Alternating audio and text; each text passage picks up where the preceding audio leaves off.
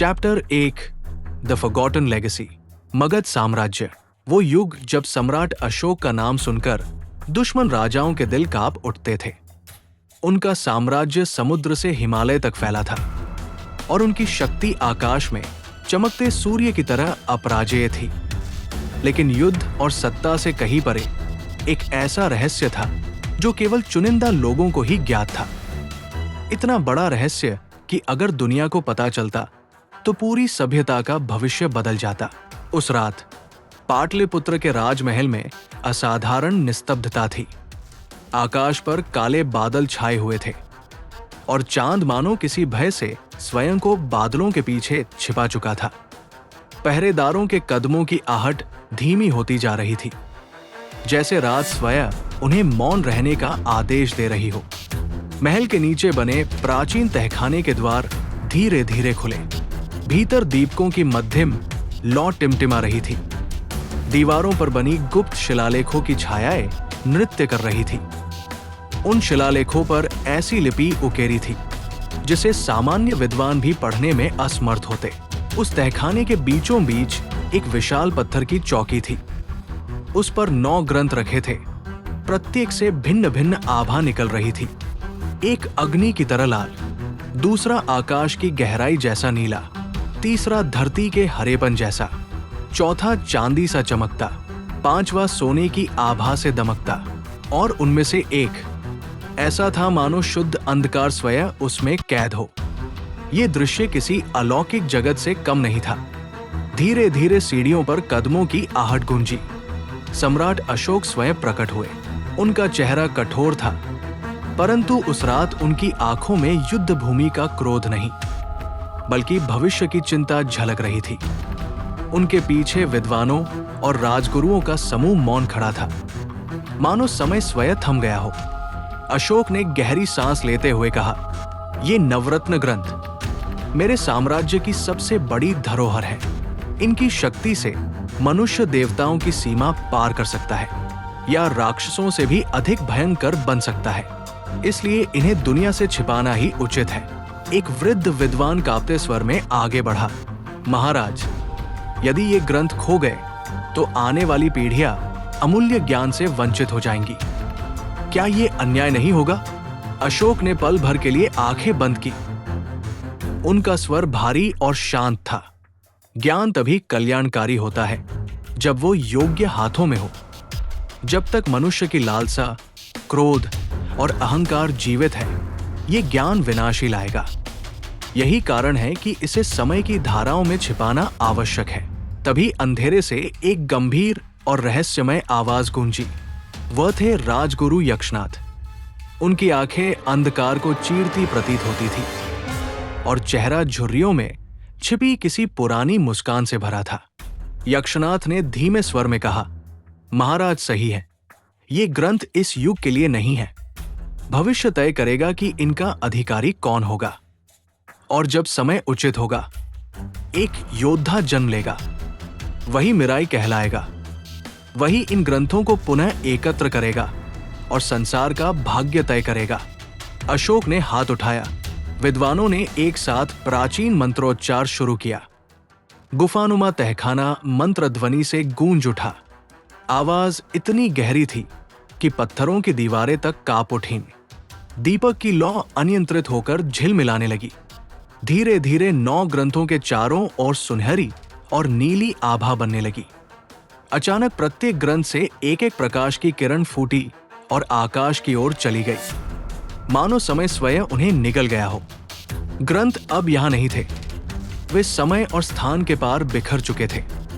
कुछ पर्वतों में, कुछ महासागरों के नीचे, कुछ भविष्य की सभ्यताओं में और कुछ तो ऐसे अज्ञात लोकों में जिन्हें कोई मनुष्य अब तक देख भी न पाया था।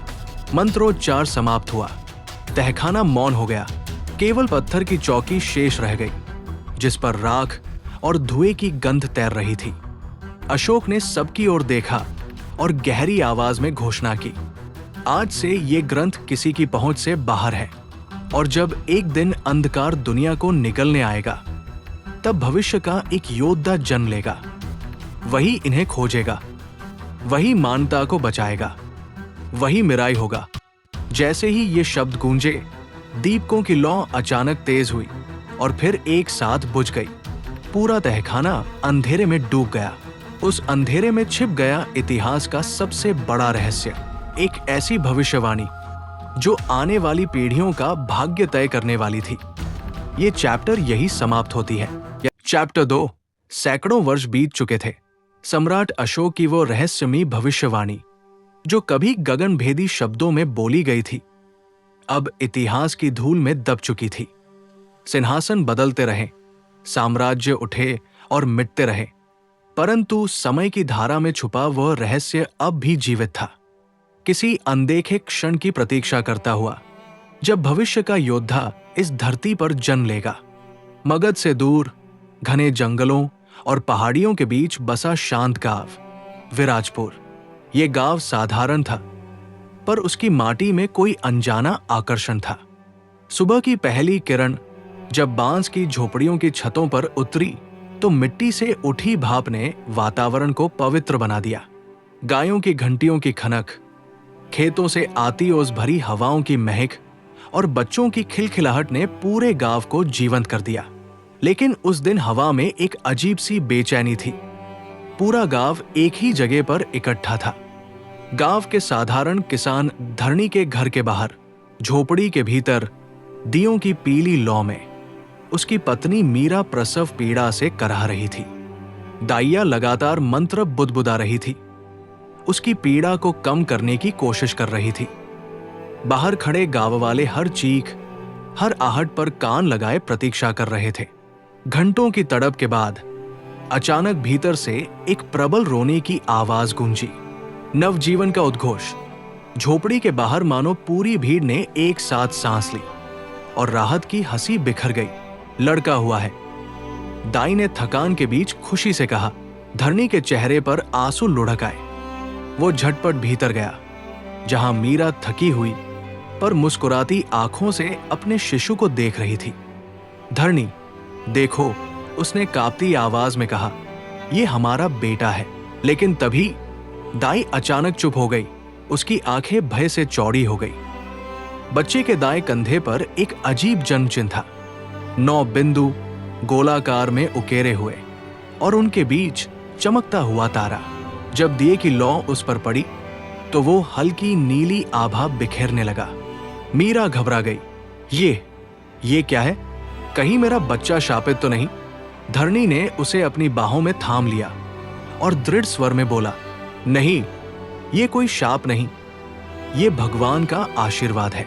पर दाई धीरे धीरे बुदबुदाई, अपने जीवन में ऐसा चिन्ह मैंने कभी नहीं देखा। ये खबर तुरंत गांव के वृद्ध और ज्ञानी पंडित सोमेश्वर तक पहुंची। उनकी सफेद दाढ़ी कमर तक बहती थी और आंखों में समय की परतें झलकती थी। वो धीमे कदमों से भीतर आए और शिशु के कंधे पर उस चिन्ह को देखा। कुछ क्षणों तक उन्होंने आंखें बंद कर गहरी सांस ली, मानो किसी पुराने स्मृति सागर में डूब गए हों। फिर कांपती आवाज में बोले, ये कोई साधारण बालक नहीं है, ये वही चिन्ह है जिसकी चर्चा प्राचीन शास्त्रों में मिलती है। 9 बिंदु और मध्य का तारा, ये नवरत्न ग्रंथों का प्रतीक है। सम्राट अशोक की भविष्यवाणी अब सत्य होने लगी है। गांव वालों में खुशफुसाहट दौड़ पड़ी। क्या ये वही योद्धा है? क्या ये रक्षक बनेगा या विनाश लाएगा?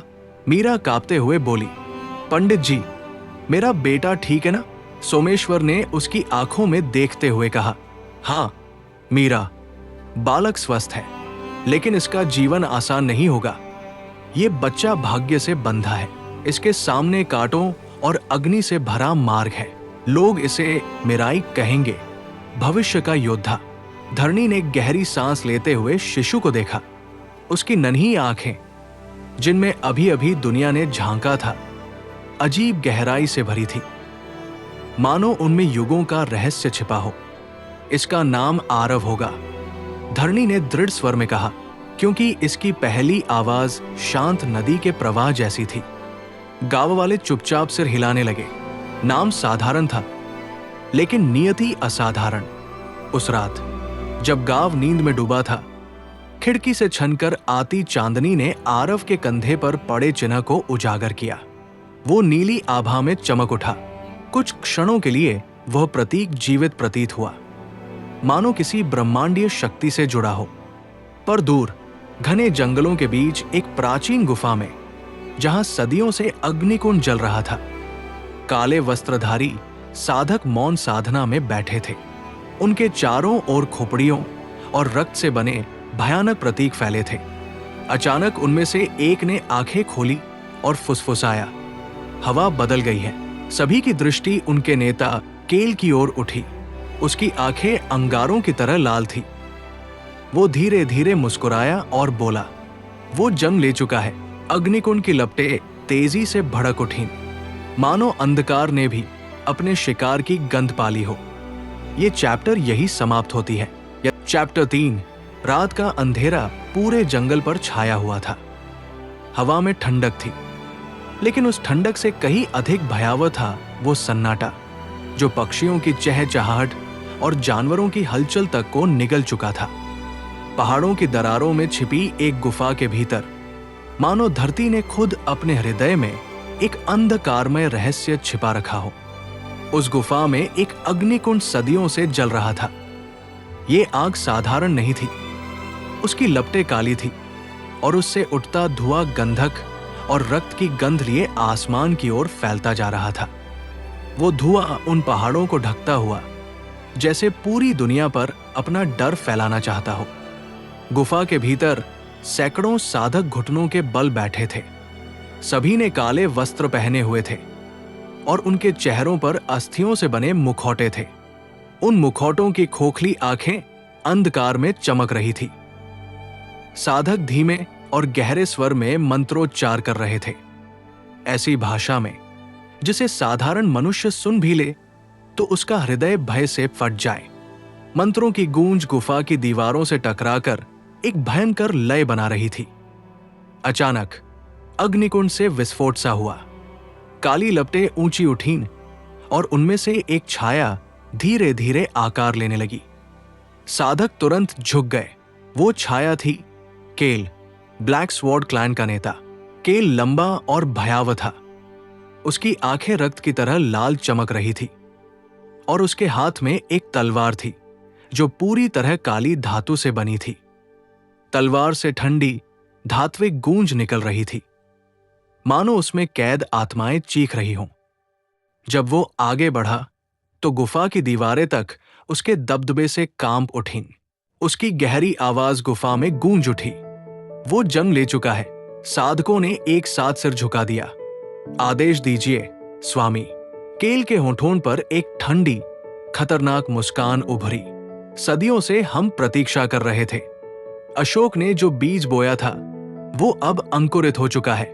वो बालक जिसका जन्म चिम्मिराई का प्रतीक है, अब हमारी राह में सबसे बड़ी बाधा बनेगा।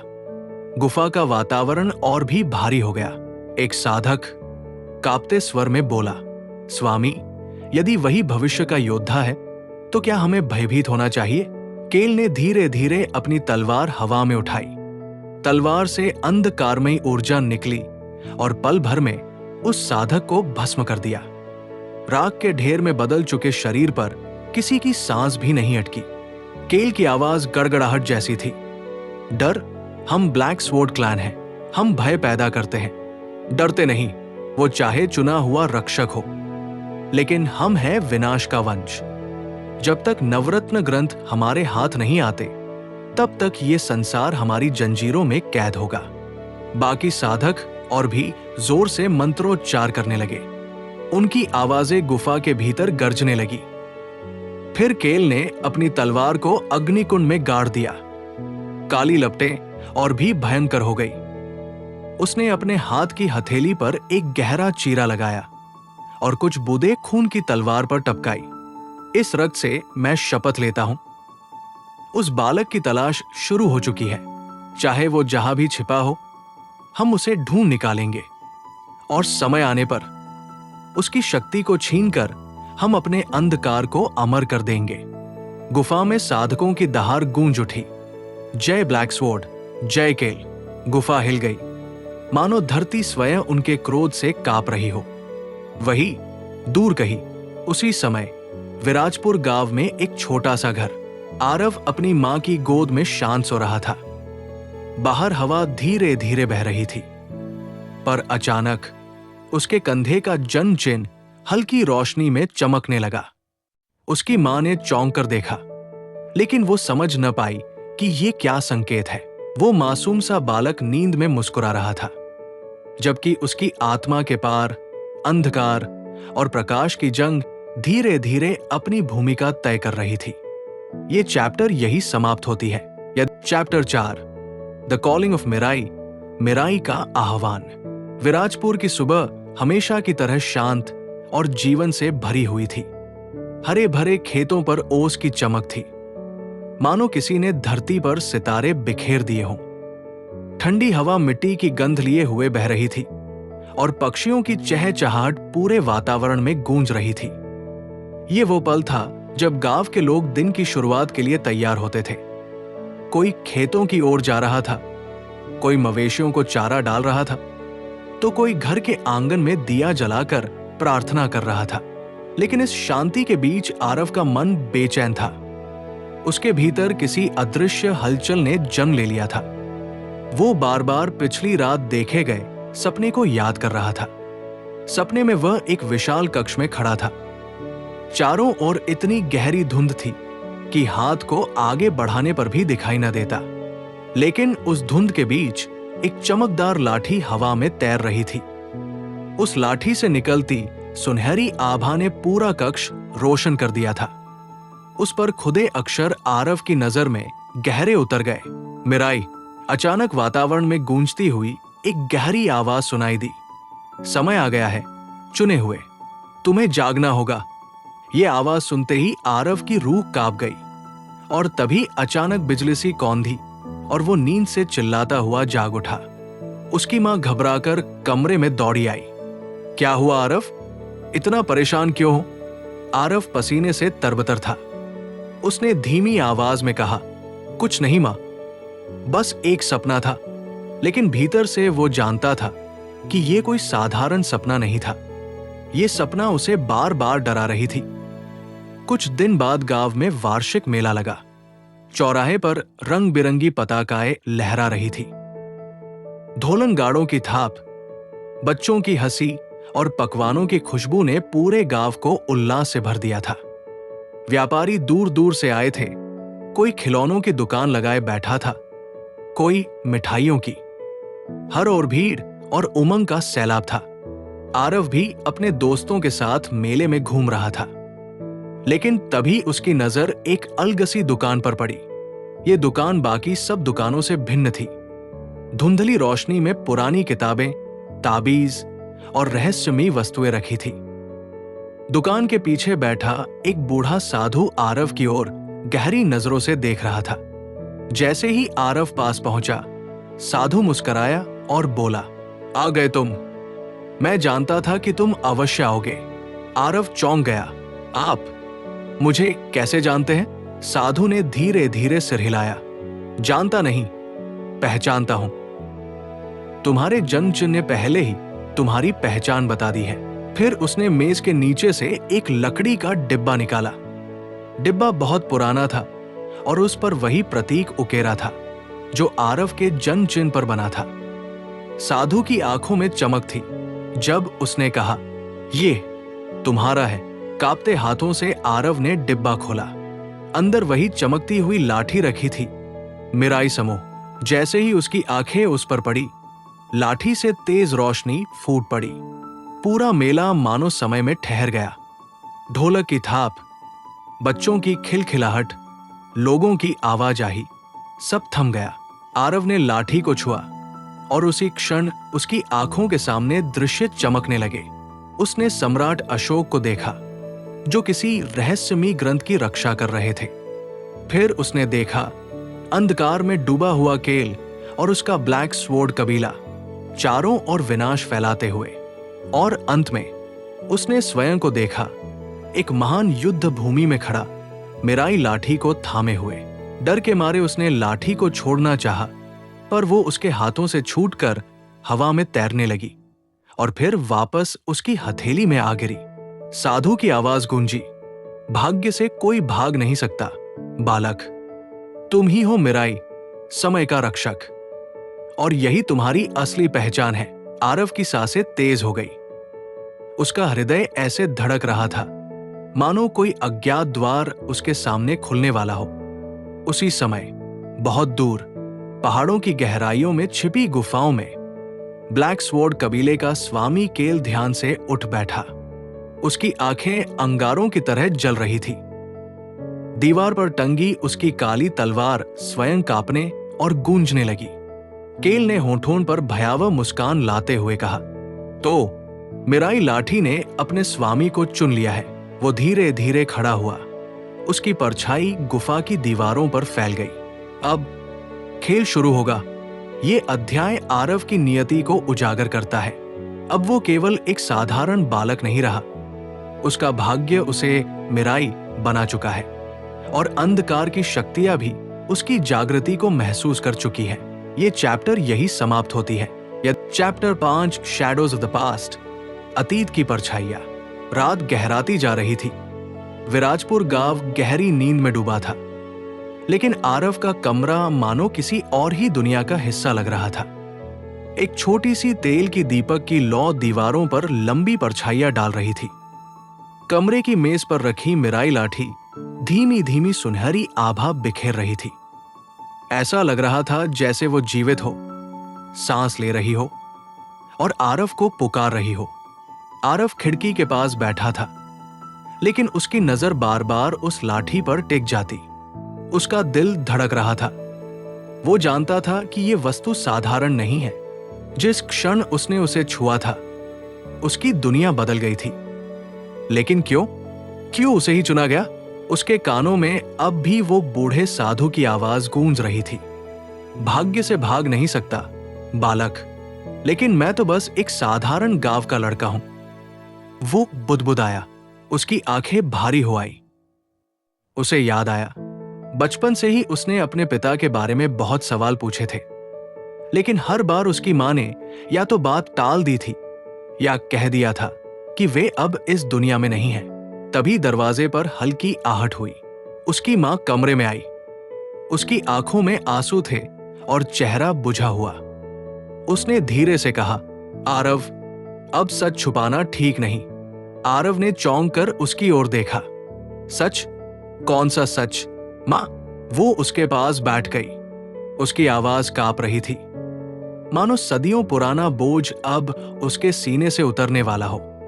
तुम्हारे पिता कोई साधारण इंसान नहीं थे बेटे। वे अशोक वंशजों की अंतिम कड़ी थे। उनका जीवन एक रहस्य था, एक ऐसा व्रत जो पीढ़ियों से चला रहा था, मिराई लाठी की रक्षा करने का। आरव की सांस रुक सी गई। क्या पिता? उसकी मां की आंखों से आंसू बह निकले। हां, तुम्हारे जन्म के दिन से ही तुम्हारा भाग्य तय हो चुका था। तुम्हारे शरीर पर जो जन्म चिन्ह है वो सिर्फ एक निशान नहीं है, वो एक मुहर है जो ये प्रमाणित करती है कि तुम ही उसके अगले रक्षक हो। तुम्हारे पिता ने अपनी जान देकर तुम्हें सुरक्षित रखा। वे बीमारी से नहीं मरे थे बेटे, वे बलिदान हुए थे। आरव का दिल जोर जोर से धड़कने लगा। पिता की अधूरी यादें, उनके रहस्यमयी स्वभाव, उनकी आंखों में छिपा कोई राज, सब उसकी आंखों के सामने घूम गया। वो सोच में डूब गया। उसके भीतर अजीब सी बेचैनी और भारीपन पैदा हुआ। अगले ही दिन गांव की पंचायत बुलाई गई। पूरा चौराहा लोगों से भरा हुआ था। सभी की नजरें पंचायत के सबसे बुजुर्ग साधु पंडित वशिष्ठ पर टिकी थी। उन्होंने अपनी छड़ी जमीन पर टिकाते हुए गंभीर स्वर में कहा, समय की छाया लौट आई है। हवा में, धरती में और सितारों की चाल में मैंने संकेत देखे हैं। केल और उसका ब्लैक स्वॉर्ड कबीला फिर से उठ खड़े हुए हैं। उनका अंधकार अब निकट आ रहा है। गांव में सन्नाटा छा गया। लोगों के चेहरे पीले पड़ गए। किसी ने कांपते स्वर में कहा, लेकिन आरव तो बच्चा है, वो कैसे लड़ पाएगा? दूसरे ने जोड़ा, क्या वह सचमुच हमारी रक्षा कर पाएगा? ये शब्द आरव के दिल में गहरे उतर गए। वो सभा के एक कोने में खड़ा था, सब सुन रहा था। उसके मन में भारी बोझ उतर आया। ये भाग्य, ये जिम्मेदारी, ये लड़ाई, क्या वह इसके लायक था? उसी रात अंधेरा गांव को अपने आगोश में लेने लगा, परंतु अचानक चीखें गूंज उठीं, आसमान में परछाइयां हिलने लगी और गांव के बाहर से आग और धुएं की लपटें उठीं। 3 काले परिधान पहने योद्धा प्रकट हुए। उनके चेहरों पर अस्थियों जैसे मुखौटे थे और तलवारों से काली लपटें उठ रही थी। ब्लैक स्वॉर्ड कबीला, किसी ने दहशत में चिल्लाया। गांव वाले घबराकर भागने लगे। बच्चे रोने लगे। घरों से धुआं उठने लगा। आरव का दिल कांप गया। वो अपने कमरे के पास खड़ा सब देख रहा था। सामने उसका पहला चुनाव था। क्या वो सबकी तरह छिप जाए या मिराई लाठी उठाकर अपनी नियति स्वीकार करे? उसके हाथ कांप रहे थे। उसका दिल डर से भरा हुआ था। लेकिन तभी उसने अपनी मां की चीख सुनी, आरव बचाओ। उसने देखा गांव के बच्चे एक तरफ कोने में दुबके हुए थे और एक काला योद्धा उनकी ओर बढ़ रहा था। आरव ने गहरी सांस ली और कांपते हाथों से मिराई लाठी उठा ली। जैसे ही उसने उसे थामा, लाठी बिजली सी चमक उठी। आसमान गड़गड़ाया, धरती हिली और उसके भीतर गर्म लहरें दौड़ पड़ी। आरव ने सहजता से लाठी घुमाई और तभी एक शक्तिशाली ऊर्जा तरंग फूटी। तीनों काले योद्धा हवा में कई फीट पीछे जा गिरे। गांव वाले अवाक रह गए। उनकी आंखों में भय की जगह विस्मय भर आया। ये सचमुच चुना हुआ है, किसी ने फुसफुसाया। आरव खुद भी स्तब्ध था। उसके हाथ कांप रहे थे, पर उसके भीतर पहली बार शक्ति की वो लहर दौड़ी थी। वो जान गया अब उसकी जिंदगी कभी वैसी नहीं रहेगी। लेकिन ये तो बस शुरुआत थी। दूर अंधेरी गुफा में केल ध्यानमग्न बैठा था। उसकी तलवार अचानक लाल चमकने लगी। उसने आंखें खोली और होठों पर भयावह मुस्कान तैर गई। तो मिराई जाग चुका है। उसकी आवाज गूंजी, अब अंधकार का असली खेल शुरू होगा। ये चैप्टर यही समाप्त होती है। यदि आपको कहानी अच्छी लग रही हो तो लाइक, शेयर, कमेंट और सब्सक्राइब जरूर करें। आगे के चैप्टर के सारे अपडेट पाने के लिए बेल आइकन को जरूर दबाएं। धन्यवाद। चैप्टर 6। रात असामान्य रूप से भारी थी। आसमान पर काले बादल छा गए थे। चांद उनकी परतों में कहीं खो गया था। हवा में एक घुटन सी थी, मानो धरती खुद किसी आने वाले विनाश का इंतजार कर रही हो। विराजपुर के लोग अपने घरों में दुबके हुए थे, पर उनके दिलों में अभी भी उस भय की परछाइयां थी जो कुछ दिन पहले ब्लैक स्वॉर्ड कबीला के 3 योद्धाओं ने छोड़ी थी। वे हार कर भाग गए थे, लेकिन हर किसी को महसूस हो रहा था कि ये बस तूफान से पहले की खामोशी है। गांव से दूर जंगल की अंधेरी गहराइयों में केल खड़ा था। उसका व्यक्तित्व ही ऐसा था कि पेड़ों की छाया और गहरी लग रही थी। उसके चारों ओर उसका कबीला जमा था।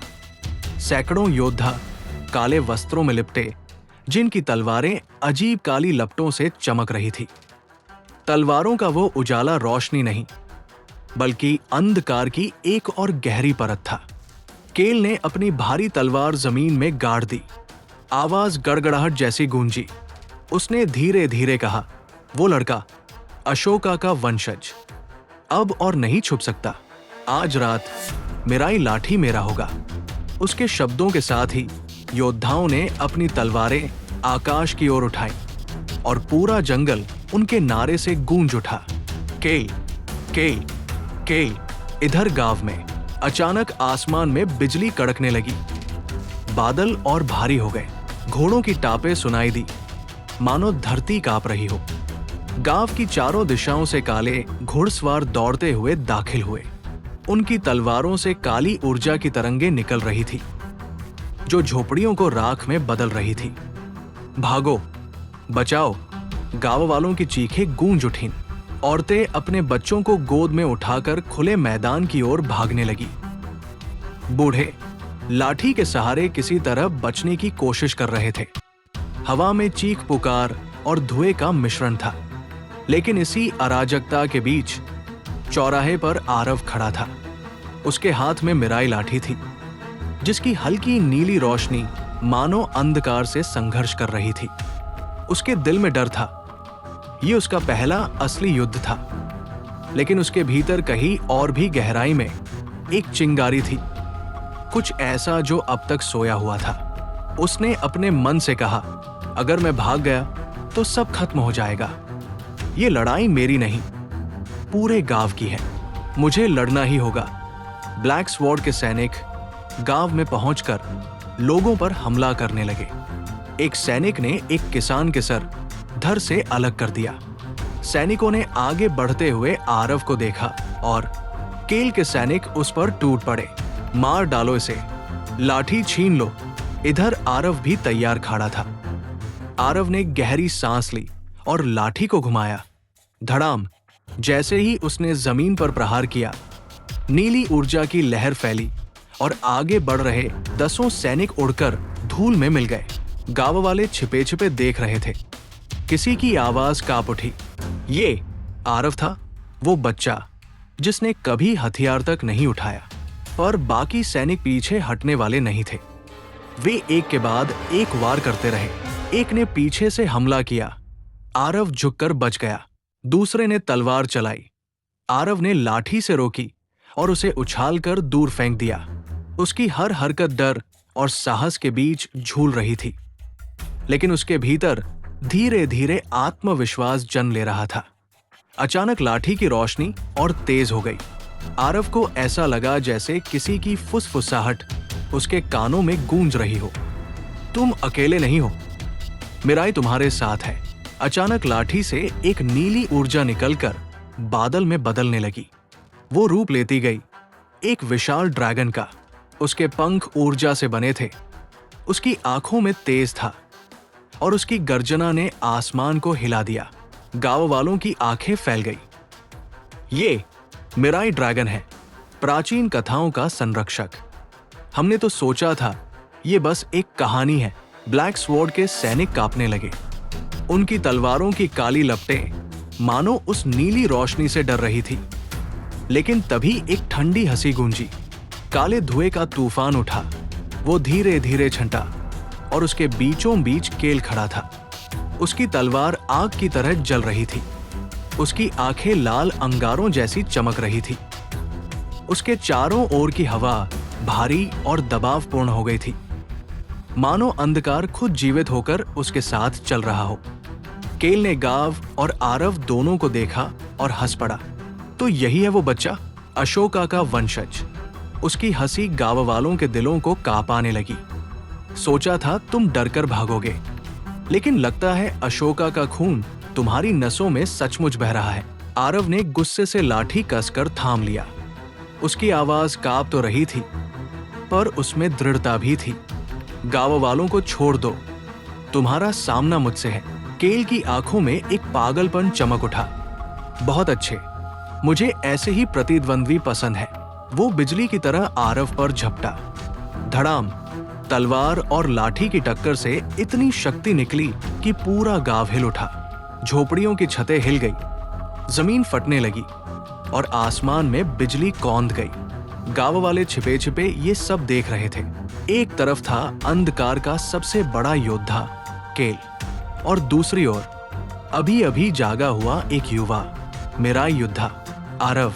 बिजली ने आकाश को चीर दिया और उसी प्रकाश में दोनों योद्धा आमने सामने थे। युद्ध शुरू हो चुका था। अंधकार और प्रकाश का, विनाश और आशा का। ये चैप्टर यही समाप्त होती है। यदि आपको कहानी अच्छी लग रही हो तो लाइक, शेयर, कमेंट और सब्सक्राइब जरूर करें। आगे के चैप्टर के सारे अपडेट पाने के लिए बेल आइकन को जरूर दबाएं। धन्यवाद। चैप्टर 7। आसमान पर घने काले बादल छाए हुए थे। बिजली की गड़गड़ाहट से धरती कांप रही थी। हवा में धुएं और राख की गंध थी। विराजपुर गांव, जो कुछ ही घंटे पहले तक शांत था, अब युद्ध भूमि में बदल चुका था। चारों तरफ टूटी झोपड़ियां, जलते हुए घर और घबराए हुए लोग थे। गांव के बीचों बीच दो परछाइयां आमने सामने खड़ी थी। एक तरफ था आरव, अपने हाथ में चमकती हुई मिराई लाठी लिए, और दूसरी ओर केल, डार्क कबीले का भयावह नेता, जिसकी काली तलवार से आग जैसी लपटें निकल रही थी। गांव वाले अपने अपने घरों के पीछे छिपकर झांक रहे थे। उनकी आंखों में भय था, लेकिन उम्मीद भी। हर किसी के मन में यही सवाल था, क्या वाकई ये बच्चा हमें बचा पाएगा? तभी केल ने अचानक एक दहाड़ भरी और हवा में छलांग लगाई। उसकी तलवार से लाल ऊर्जा की एक विकराल लहर निकली, मानो आसमान से कोई उल्का टूटकर आ रही हो। आरव का दिल धड़क उठा, लेकिन आखिरी क्षण पर उसने लाठी को पूरे जोर से घुमाया। नीली रोशनी की एक ढाल बनी और उस लाल लहर से टकरा गई। धड़ाम, भीषण विस्फोट हुआ। धरती कांप उठी और धूल का गुबार पूरे गांव में फैल गया। गांव वाले भय और आश्चर्य से एक दूसरे को देख रहे थे। उसने बचा लिया, कोई कांपती आवाज में बोला। केल की आंखों में खून की प्यास चमक रही थी। वो लगातार वार करने लगा। हर बार उसकी तलवार से काले धुएं की लपटें निकलती और आरव को पीछे धकेल देती। आरव ने पूरी ताकत से लाठी घुमाया, हर प्रहार को रोका, लेकिन उसका शरीर कांपने लगा था। उसके पैरों के नीचे की जमीन फटने लगी। पसीना उसके चेहरे पर बह रहा था। गांव वालों की आवाजें उसके कानों में गूंज रही थी। आरव, संभाल के। आरव ने अपने होंठ भींच लिए और मन ही मन बुदबुदाया, नहीं, मुझे गिरना नहीं है।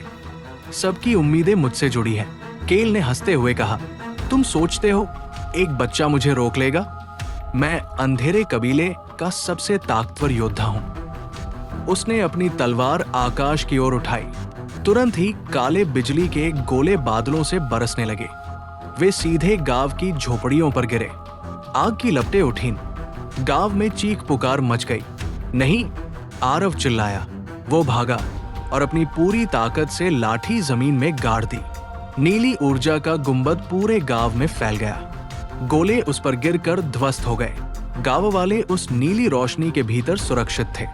गांव की एक बूढ़ी औरत रो पड़ी, ये सचमुच सम्राट अशोका का वंशज है। गांव को बचाने के साथ ही लाठी की रोशनी और भी प्रचंड हो गई। उससे नीली किरणें आसमान में उठीं और एक विशाल रूप लेने लगी। गांव वाले स्तब्ध रह गए। एक नीला ड्रैगन प्रकट हुआ। उसके पंख ऊर्जा से बने थे। उसकी आंखों में तेज था। उसकी गर्जना से आसमान गूंज उठा। केल की सेना कांप गई। कई सैनिक पीछे हट गए, लेकिन केल ने तलवार घुमाते हुए दहाड़ लगाई। तो ये है मिराई लाठी का असली रहस्य।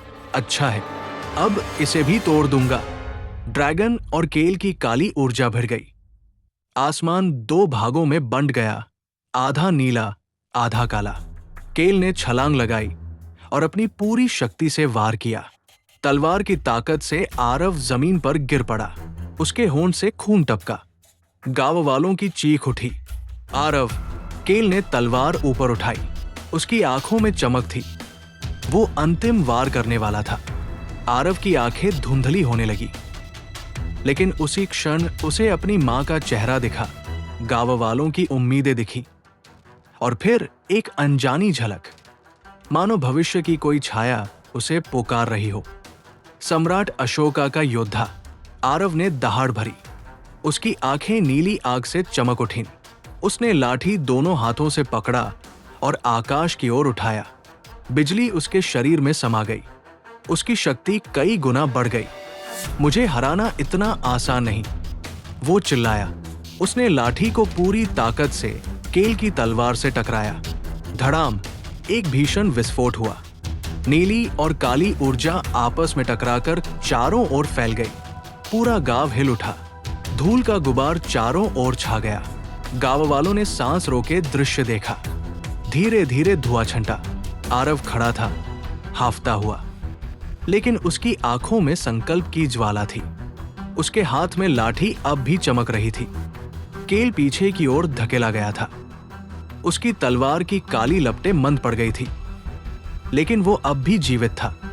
उसने धीरे धीरे मुस्कुराकर कहा, तुम वाकई सम्राट अशोका का सच्चा उत्तराधिकारी हो।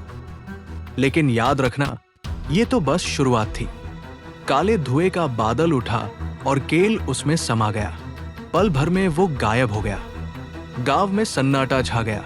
गांव वाले कांपते हुए बाहर निकले। उनकी आंखों में अब भय नहीं, बल्कि आरव के लिए सम्मान और आशा थी। आरव ने लाठी कसकर पकड़ा और आकाश की ओर देखा। उसकी सांसें भारी थी, शरीर थका हुआ था, लेकिन उसकी आत्मा में अब आग जल चुकी थी। ये लड़ाई अभी खत्म नहीं हुई थी, ये तो बस शुरुआत थी। ये चैप्टर यही समाप्त होती है। चैप्टर 8। अगली सुबह की ठंडी हवाओं ने विराजपुर गांव को ढक रखा था। पिछली रात का युद्ध अब भी हर चेहरे पर साफ झलक रहा था।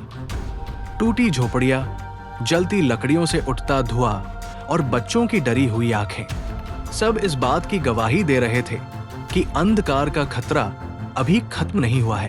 लेकिन इन सब के बीच आरव का चेहरा बदला हुआ था।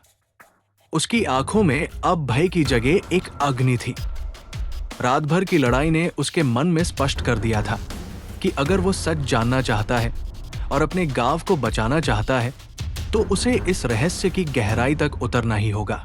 गांव के सबसे वृद्ध ऋषि ने, जो कभी अशोक की परंपरा के आखिरी संरक्षक कहे जाते थे, उसे अपने पास बुलाया। उनकी आवाज धीमी थी, लेकिन उसमें वर्षों का अनुभव और पीड़ा दोनों समाई हुई थी। आरव, उन्होंने कहा, मेराई लाठी केवल एक हथियार नहीं है, ये एक कुंजी है उस खोए हुए मंदिर की, जहां सम्राट अशोक ने अपने रहस्य और भविष्य की भविष्यवाणियां छुपाई थी। वहां तुझे तेरे सवालों के उत्तर मिलेंगे, लेकिन सावधान रह, हर कदम पर मृत्यु तेरी राह देखेगी। आरव थोड़ा आश्चर्यचकित हुआ और मन ही मन में सोचने लगा कि अब मैं क्या करूं। मैं उस मंदिर को खोजने जाऊं या नहीं ना जाऊं। इन्हीं सब उधेड़बुन में उसने जाने का फैसला किया और उसने उस वरिष्ठ ऋषि के चरण स्पर्श किए। गुरुदेव, यदि यही मार्ग है तो मैं पीछे नहीं हटूंगा। अगर मेरी किस्मत मुझे वहां तक ले जाती है तो मैं उसे स्वीकार करूंगा। गांव वाले चुपचाप खड़े सब सुन रहे थे। किसी के चेहरे पर गर्व था तो किसी की आंखों में आंसू। सब जानते थे कि आरव की ये यात्रा आसान नहीं होगी। आरव ने एक एक कर गांव वालों को प्रणाम किया और फिर अकेले ही जंगल की ओर निकल पड़ा। गांव से निकलकर एक पहर बीत चुके थे। फिर उसे अपने सामने एक घनी जंगल दिखी और वो उस जंगल में प्रवेश कर गया। जैसे जैसे वो जंगल की गहराई में उतरता गया, धूप, धुंध और छायाओं के बीच खोती चली गई। ऊंचे ऊंचे वृक्षों की डालियां आकाश को ढक रही थी और नीचे चारों ओर अजीब सी नमी और खामोशी फैली हुई थी। केवल लाठी की नीली रोशनी ही आगे का रास्ता दिखा रही थी। हर कदम पर उसे ऐसा लगता मानो कोई उसकी निगरानी कर रहा हो। अचानक झाड़ियों में से गुर्राहट सुनाई दी। अगले ही क्षण 5 भेड़िए उस पर टूट पड़े। उनकी आंखें सामान्य भेड़ियों जैसी नहीं थी, उनमें एक अस्वाभाविक लाल चमक थी, मानो किसी अंधेरे जादू ने उन्हें अपने वश में कर लिया हो। आरव ने तुरंत लाठी घुमाई और लाठी से जो नीली ऊर्जा निकल रही थी, उस नीली ऊर्जा से एक ढाल बनकर भेड़ियों का पहला हमला रोक दिया। 2 भेड़िए पीछे गिरे, लेकिन बाकी उसके चारों ओर घूमते रहे। आरव ने प्रहार किया, नीली बिजली सी लहर फैली और एक भेड़िया हवा में उछलकर दूर जा गिरा। बाकी 3 गुर्राते हुए भाग खड़े हुए। आरव ने हाफते हुए खुद को संभाला। ये अंधेरे कबीले का असर है। केल का साया यहां तक पहुंच चुका है। वो और गहराई में बढ़ता चला गया। घंटों पैदल चलने के बाद अचानक धुंध के बीच से कुछ विशाल साया उभरा। जब वो साया साफ हुई तो सामने एक प्राचीन पत्थर का द्वार था। उस पर समय की मार साफ झलक रही थी, पर नक्काशियां अब भी ज्यों की त्यों थी। द्वार पर उकेरे चित्र मानो किसी जीवित कथा को सुना रहे थे।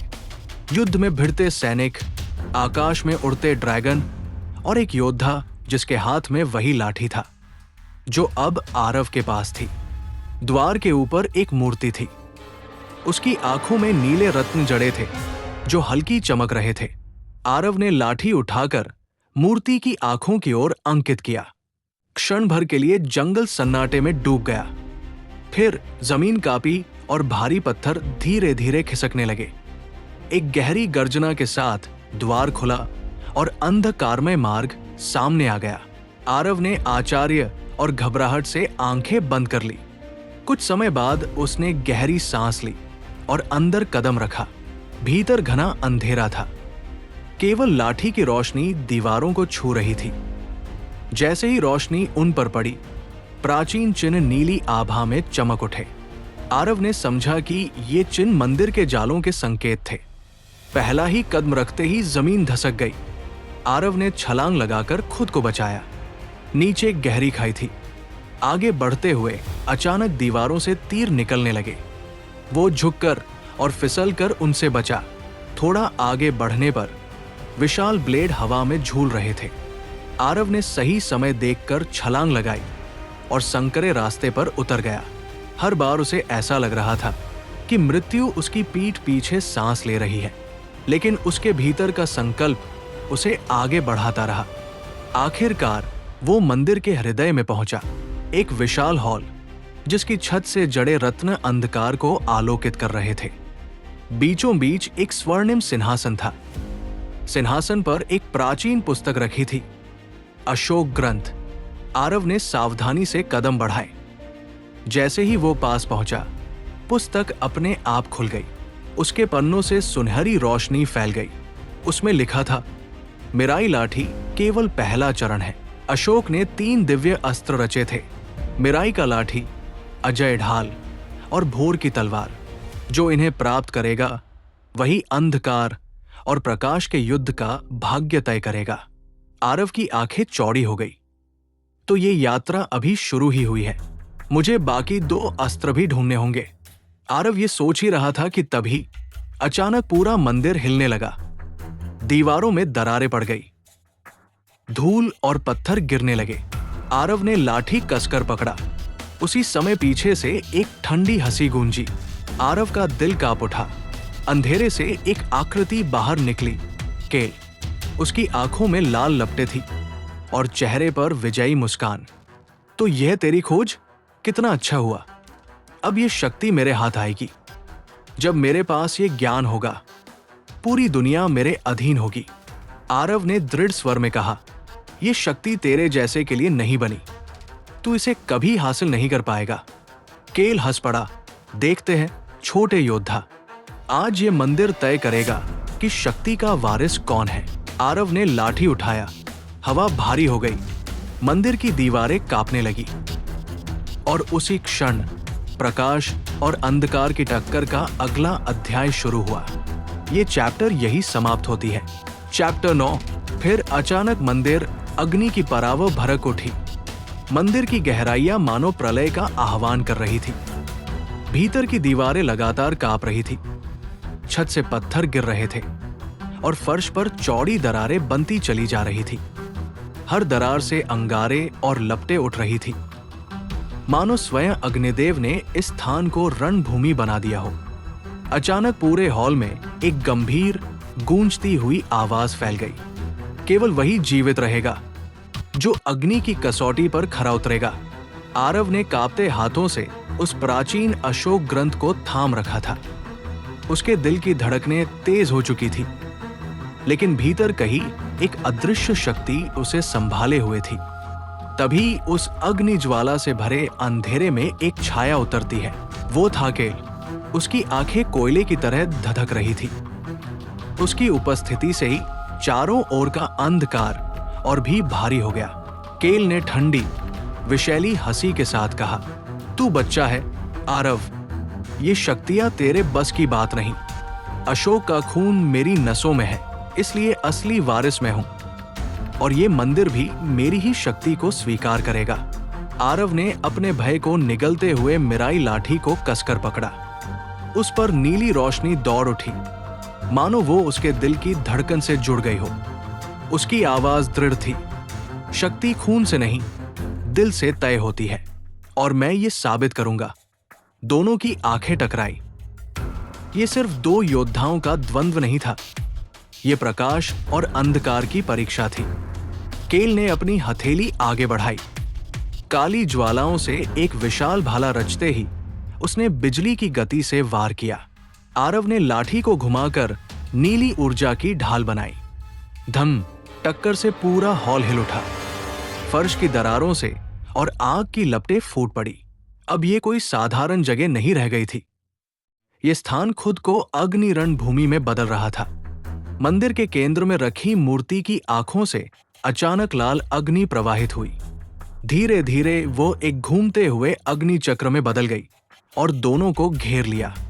वही गंभीर आवाज फिर गूंजी, सिर्फ वही उत्तराधिकारी है जो अग्नि परीक्षा पार करेगा। अब न आरव भाग सकता था, न केल।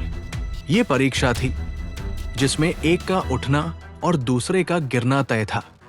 केल ने अपने हाथ फैलाए। उसकी काली ज्वालाओं से 3 भयानक भेड़िए बने। उनकी आंखें लाल अंगारों की तरह चमक रही थी।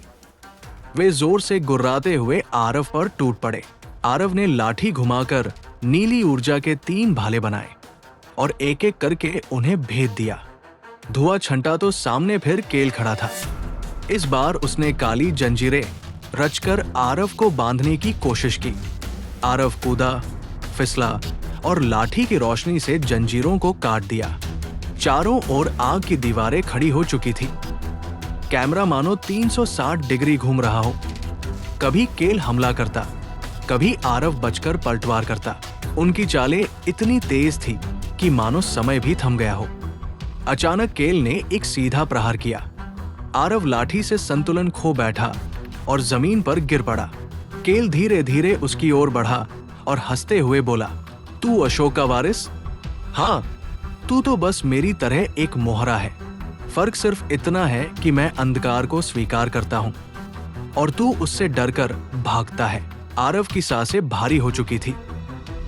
शरीर लहूलुहान था।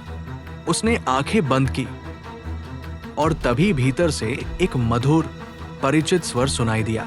वो उसकी मां की आवाज थी। तेरे जन्म चिन्ह का अर्थ है, तू प्रकाश का पुत्र है।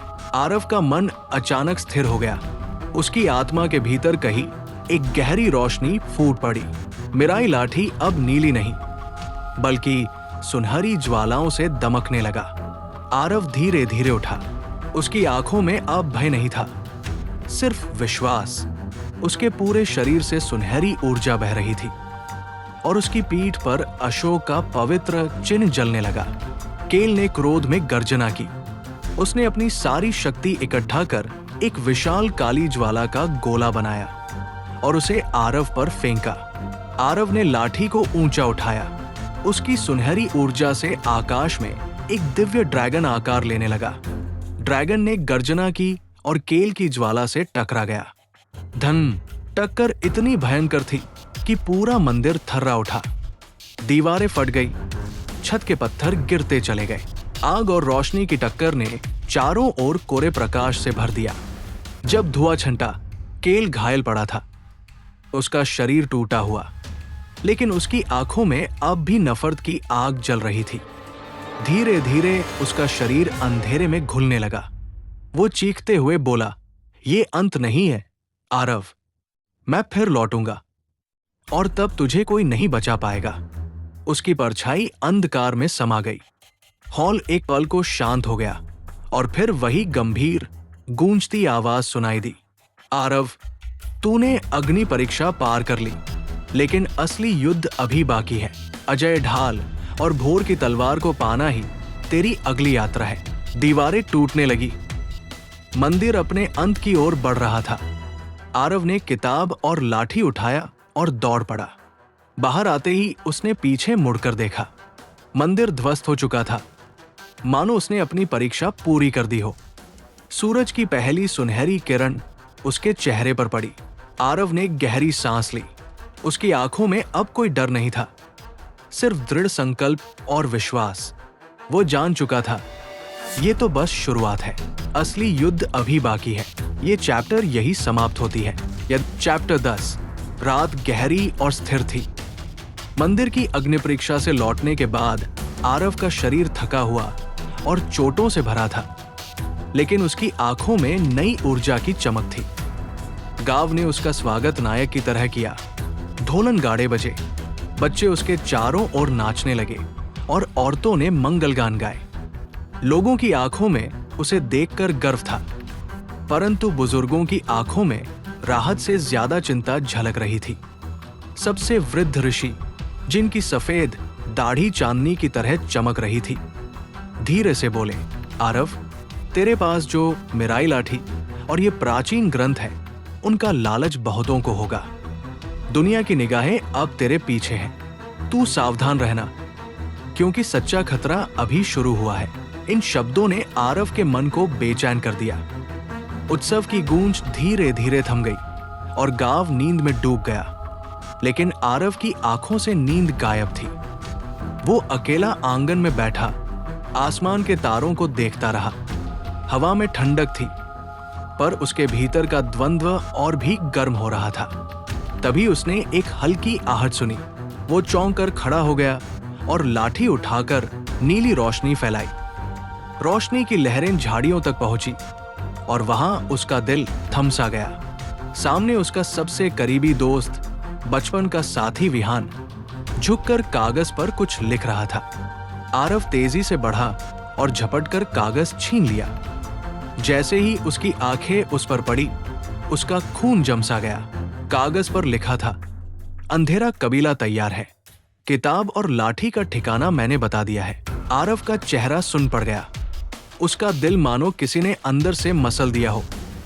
उसने कांपती आवाज में कहा, विहान, तू ही था जिसने डाक कबीले को सब बताया? विहान की आंखों से आंसू बह निकले। उसका चेहरा अपराध बोध और भय से भरा था। वो कांपते हुए बोला, आरव, मैंने ये सब मजबूरी में किया। उन्होंने मेरी मां को कैद कर लिया है। उन्होंने कहा था कि अगर मैंने नहीं बताया तो वो उसे मार देंगे। मैं क्या करता? आरव के भीतर द्वंद्व छिड़ गया। उसका दिल चीख रहा था, ये गलत है, ये धोखा है। लेकिन आत्मा कह रही थी, उसकी मां की जान दांव पर थी। इसी बीच शोर मचाते गांव वाले भी पहुंच गए। उन्होंने विहान को पकड़ लिया और रस्सियों से बांध दिया। गांव वाले क्रोध से कांप रहे थे। ये गद्दार है, कोई चिल्लाया, इसे तुरंत सजा दो। आरव का दिल टूट चुका था, लेकिन उसने गुस्से से लाठी जमीन पर मारा। नीली रोशनी लहरों की तरह चारों ओर फैल गई और सब चुप हो गए। वो दृढ़ स्वर में बोला, नहीं, अगर अंधेरे कबीले ने इसका इस्तेमाल किया है तो असली गद्दार वो है, न कि मेरा दोस्त। विहान ने गलती की है, पर उसकी आत्मा अब भी शुद्ध है। उसका अपराध उसकी मजबूरी है, लालच नहीं। गांव वाले असमंजस में पड़ गए। उनकी आंखों में अब भी क्रोध था, पर आरव की दृढ़ता ने उन्हें रोक दिया। विहान की आंखों से आंसू बह रहे थे। उसने अपराधबोध से सिर झुका लिया और तभी आसमान कांप उठा। बादलों के बीच लाल काली बिजली चमकी और धुएं से घिरी एक भयानक आकृति उतरी। उसकी आंखें अंगारों की तरह जल रही थी और उसके होठों पर शैतानी मुस्कान थी। अंधेरे कबीले का दूत गांव के ऊपर मंडराता हुआ बोला, आरव, तेरा गांव अब हमारा अगला निशाना है। अगर तुझे इसे बचाना है तो अजय ढाल हमें सौंप दे। उसकी गूंजती आवाज ने गांव वालों के दिलों को दहला दिया। बच्चे रोने लगे, औरतें भय से चीख उठीं। हवा में मृत्यु का साया फैल गया। आरव ने दृढ़ कदम आगे बढ़ाए। उसने लाठी को कसकर थामा। उसकी आंखों में भय नहीं, बल्कि आग जल रही थी। वो गरजती आवाज में बोला, अगर तुमने गांव को छूने की कोशिश भी की तो ये लड़ाई तुम्हारी आखिरी होगी। दूत ठंडी हंसी हंसता हुआ धुएं में विलीन हो गया, लेकिन उसके शब्द अब भी हवा में गूंज रहे थे। आकाश पर काली छाया छाई रही। गांव पर आसन्न युद्ध का खतरा लटक रहा था। आरव ने विहान की ओर देखा। दोनों की आंखों में आंसू थे। दोस्ती और विश्वास की नींव हिल चुकी थी, लेकिन अब दोनों जानते थे कि आने वाली लड़ाई उनकी व्यक्तिगत भावनाओं से कहीं बड़ी थी। ये वो युद्ध था जो पूरे अस्तित्व को हिला देगा। ये चैप्टर यही समाप्त होती है। यदि आपको कहानी अच्छी लग रही हो तो लाइक, शेयर, कमेंट और सब्सक्राइब जरूर करें। आगे के चैप्टर के सारे अपडेट पाने के लिए बेल आइकन को जरूर दबाएं। धन्यवाद।